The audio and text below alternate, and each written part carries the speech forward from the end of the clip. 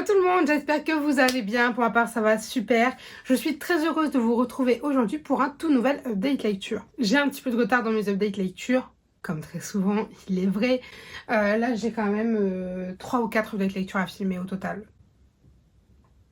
Ça fait un petit peu beaucoup, c'est vrai. Alors, je ne parle pas à mes draps, c'est parce qu'il y a ma petite Nina avec moi. Voilà, sachez-le. Aujourd'hui, je vous retrouve pour vous faire du coup un update lecture sur 3 livres que j'ai lus.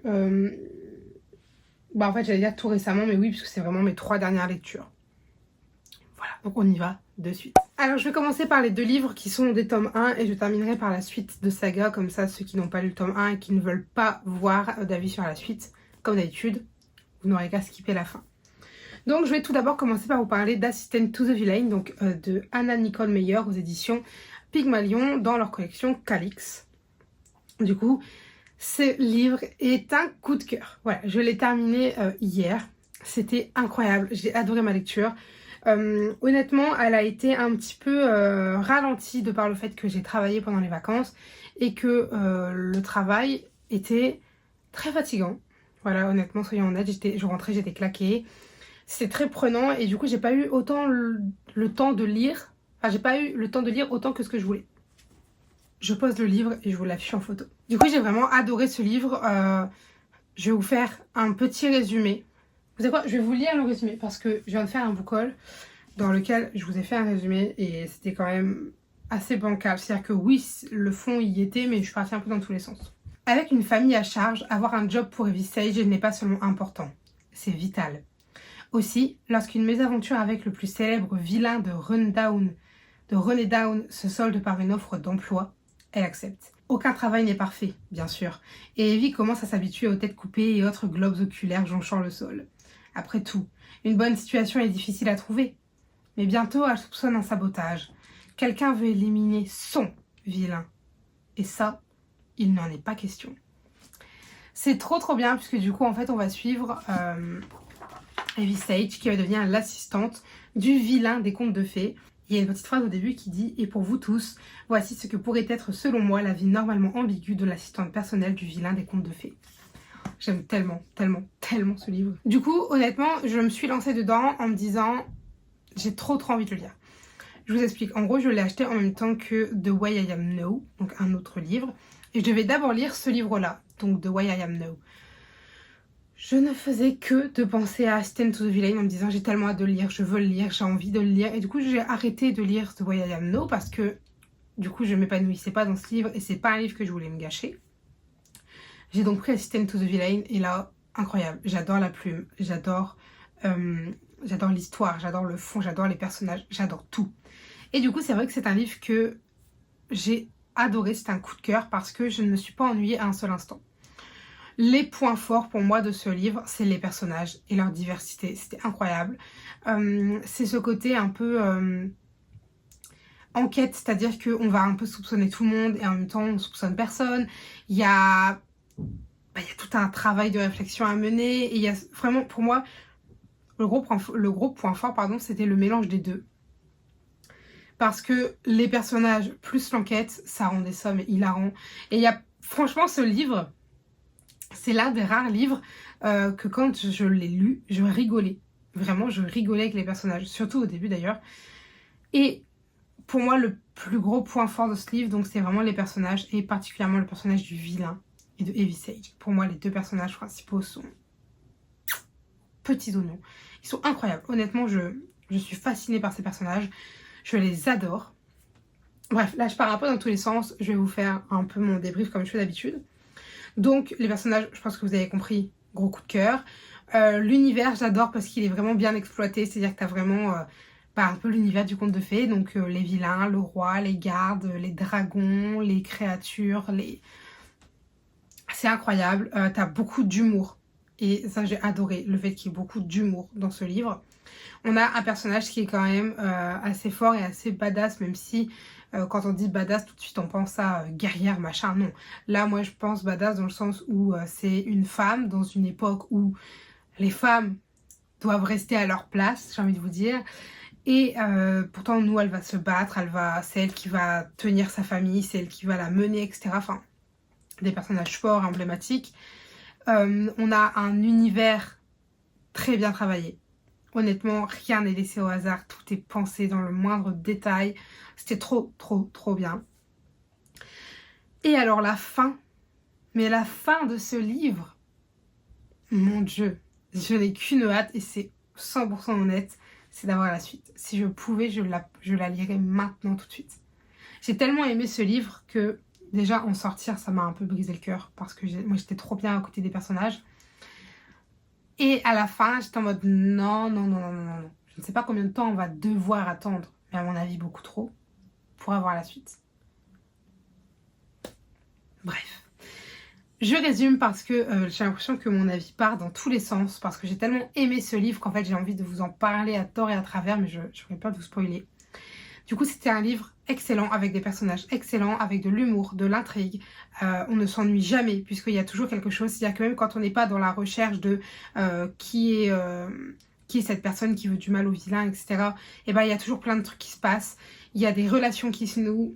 On apprend à connaître les personnages, on apprend à connaître l'univers, on apprend à connaître plein de choses, les lieux, etc. Et en fait, du coup, on ne s'ennuie jamais.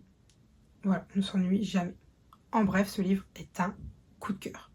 Du coup, on passe à la suite et je vous parle d'Agence Perdido, le tome 1, écrit par Victor Dixon, et c'est Les Derniers Retrouveurs. Et c'est aux éditions Bayard Jeunesse. Alors pareil, je vais d'abord vous lire le résumé et je vous en fais mon avis. Chaque jour, des objets et des gens disparaissent. Vous les pensez perdus? Ils ont été volés par des créatures venues d'un autre monde pour arracher les morceaux d'une autre. Les croque-mitaines. La vie de Lucie bascule quand sa mère disparaît mystérieusement. La jeune orpheline en est réduite à voler dans les trains de New York pour subsister, jusqu'au jour où elle fait la connaissance de Rita Perdido, une femme entourée de secrets, qui lui propose de rejoindre son agence de retrouvage. Lucie découvre qu'elle fait partie d'une caste en voie de disparition, les retrouveurs, qui ont le pouvoir de pénétrer dans les oubliettes pour en rapporter les objets, les personnes et les souvenirs perdus.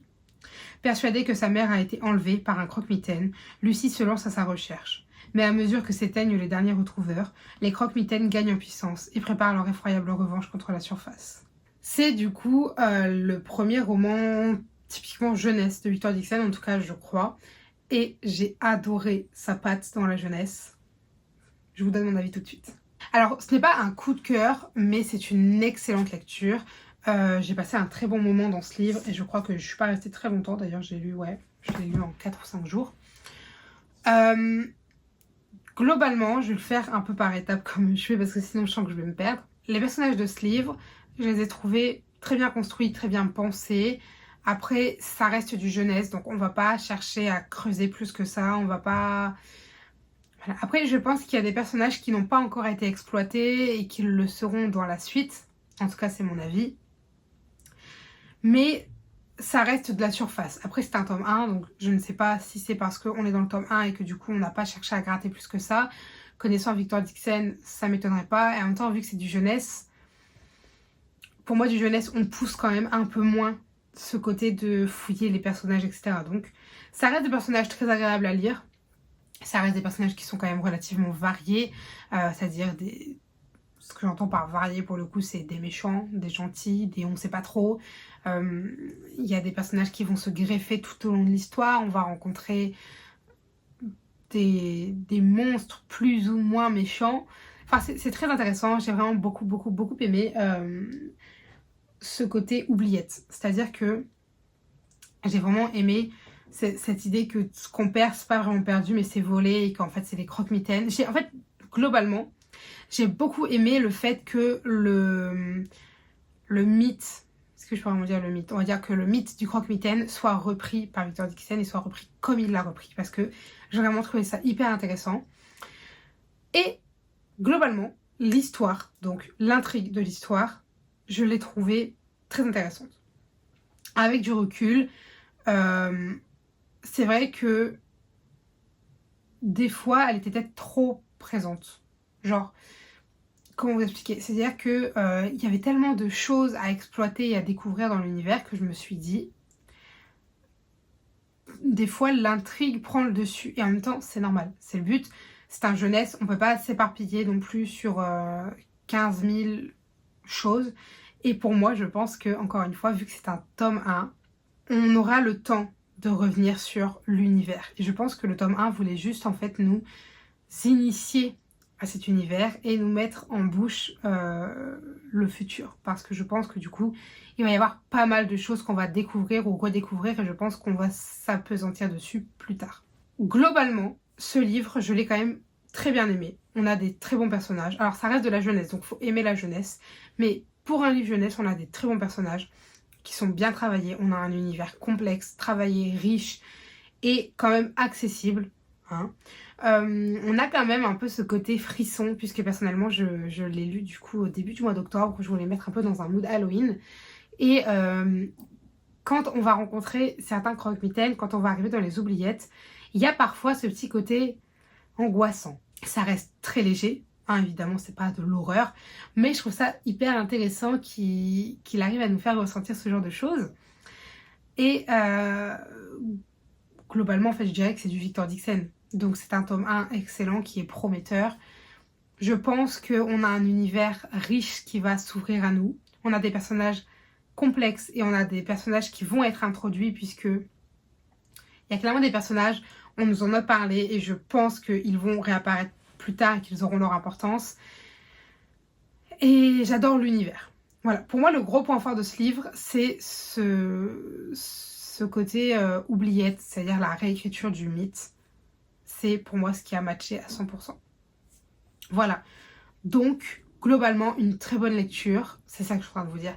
Globalement une très bonne lecture avec des bons personnages, bien travaillé, un univers riche et une suite prometteuse. J'ai l'impression que là mon update lecture il part dans tous les sens. Je sais pas si c'est juste un ressenti ou si c'est le cas. C'est assez catastrophique. J'espère que ça rendra quand même relativement bien. Ensuite, je vais vous parler de mon coup de cœur intersidéral de cette deuxième partie d'année.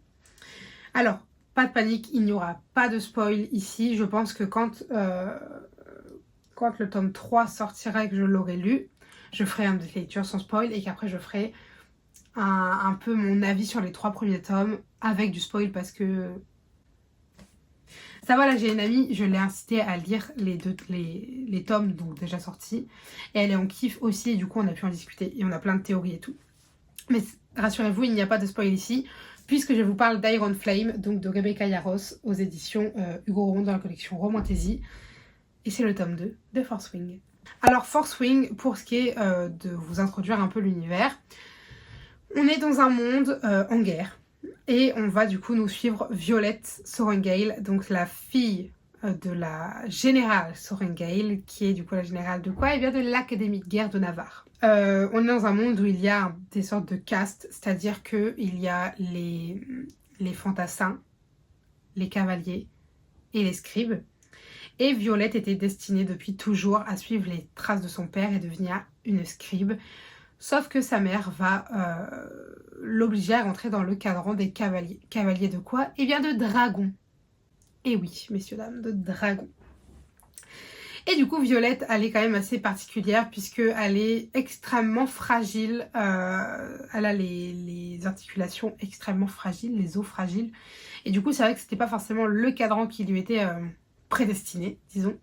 Sauf que du coup, elle va rejoindre cette académie de guerre et pour pouvoir atteindre le cadre des cavaliers, du coup, il y a pas mal d'épreuves à passer et du coup, va-t-elle survivre, etc. Et va-t-elle réussir à intégrer le cadran des cavaliers? Vous vous doutez bien que si jamais il y a déjà 2 tomes, c'est qu'elle n'est pas, morte à la page 3. Hein. Et du coup, voilà, on va suivre son intégration dans cette académie militaire. Et du coup, le but du cadran des cavaliers, c'est de former les futurs cavaliers de dragons pour qu'ensuite ils aillent au front. Sauf que le cavalier des dragons, enfin le cadran des cavaliers, est le cadran qui recense le plus de morts.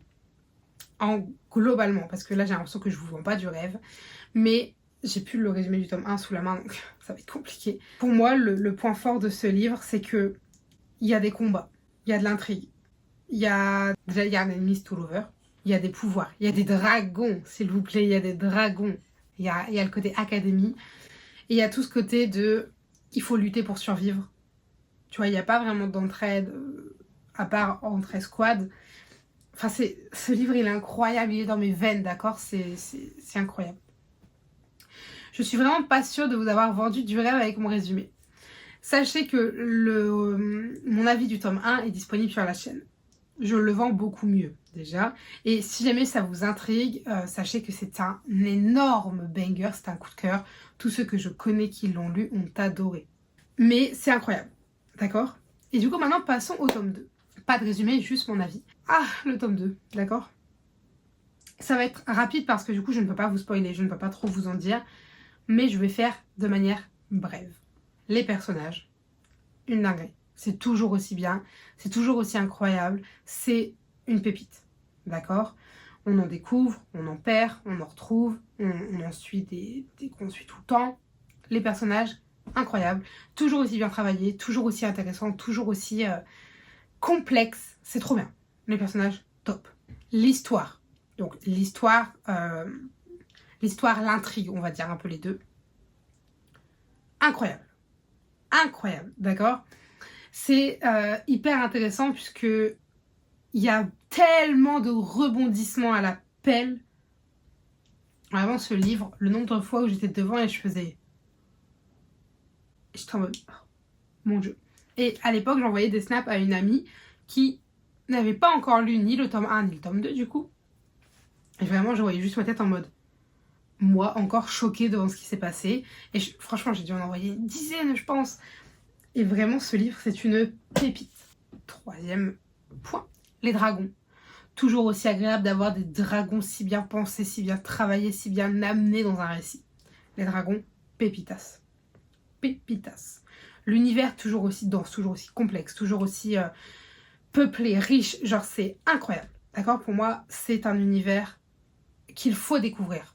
C'est devenu un classique pour moi indétrônable. Vous voyez, je pense que Fourth Ring est passé au-dessus d'Akotar. Alors qu'Akotar était tout en haut. Hein. Je crois que maintenant ça fait Fourth Wing et Akotar. Parce que Fourth Wing, c'est... Ah, c'est Fourth Wing quoi. Après Akotar j'adore. Mais Fourth Wing c'est incroyable. Bref. Et pour moi ce qui caractérise quand même assez bien Fourth Wing, c'est les cliffhangers. D'accord? Du coup, le cliffhanger du tome 2. Pleurer en fait. Pleurer. Waouh, c'était incroyable, je m'y attendais pas. Je suis sans mots, sans voix, sans rien du tout parce que vraiment je suis sur les fesses. Alors, ça m'a quand même moins mis sur les fesses que le tome 1. Parce que le tome 1, déjà je m'attendais pas à autant aimer le livre et à avoir un cliffhanger. Le tome 2, je m'y attendais quand même déjà un peu plus puisqu'on m'avait préparé. Hein. Dans mes commentaires TikTok, on m'avait dit « Attendez à la fin du tome 2 ». Pourquoi en fait? Du coup, je savais qu'il allait se passer quelque chose. Et là, honnêtement, c'est tellement prometteur pour la suite. Je croyais que Fourth Wing allait être une trilogie. Pas du tout, parce que je crois que l'autrice a déjà annoncé 5 tomes minimum. Je suis ravie dans le sens où ça fait toujours plus d'univers de Fourth Wing. Et j'aime tellement cet univers que voilà. Mais en même temps, je suis en mode l'attente. L'attente va être tellement longue. Mon Dieu. Bref. Mais en résumé, Iron Flame est un énorme coup de cœur. Je dirais pas que c'est mon coup de cœur de l'année, parce que mon coup de cœur de l'année, c'est Fourth Wing. Voilà. Mais le top 2, c'est Iron Flame. Voilà. C'était trop bien. J'ai adoré. Et alors, ce livre, pour le coup, il y a tellement de rebondissements que tu ne peux pas t'ennuyer. Pourtant, il est long à lire. Je sais qu'il est long puisque j'ai mis 1, 2, 3, 4, 5, 6, 7, 8, 9, 10 jours à le lire. Bon, après, mon amie qui l'a lu, elle l'a vraiment mangé en 4 jours, je crois. Moi, j'avoue qu'avec les cours, etc., le soir, je me posais. Et en fait, honnêtement, hein, je mettais 1 heure à lire 20 pages à peu près, je crois. En même temps, il faut voir la taille des pages. Hein. Mais c'est tellement bien, en fait, que bah tant pis, tu vois, j'ai passé 10 jours, mais c'était 10 jours excellents. Tu vois. Et puis, en plus, honnêtement, j'étais en panne de lecture. Oui, pareil. Parce que du coup, j'étais en panne de lecture et je suis sortie de ma panne de lecture avec Iron Flame. Donc, j'avais quand même un rythme assez différent et assez lent. Puisque j'étais pas au mieux de la lecture. Voyez-vous. Donc voilà. Mais bref, en résumé, un coup de cœur intersidéral que je ne peux que vous recommander. Globalement, du coup, vous avez vu que mes 3 dernières lectures, c'était des lectures très bonnes, voire excellentes. Hein. Et des coups de cœur pour Iron Flame et Assistant to the Villain. Je suis très contente parce que je suis enfin dans un mood lecture que j'arrive à combiner avec le travail, avec les études et tout, donc c'est incroyable. Et j'aime trop ça, j'aime trop avoir réussi à me trouver des petits trucs, des petites astuces pour lire malgré les études et malgré le boulot. Voilà. Écoutez, moi j'espère que cette vidéo vous aura plu, je vais vous laisser ici. Si jamais vous avez des avis, des remarques, des conseils, des commentaires, des suggestions ou toute autre chose à me dire, n'hésitez pas à le faire dans l'espace commentaire puisqu'il est fait pour ça. Sur ce, je vous dis à très bientôt. Allez, bye mes lecteurs. Tu dis au revoir? Tu dis bye les lecteurs? Je t'aime.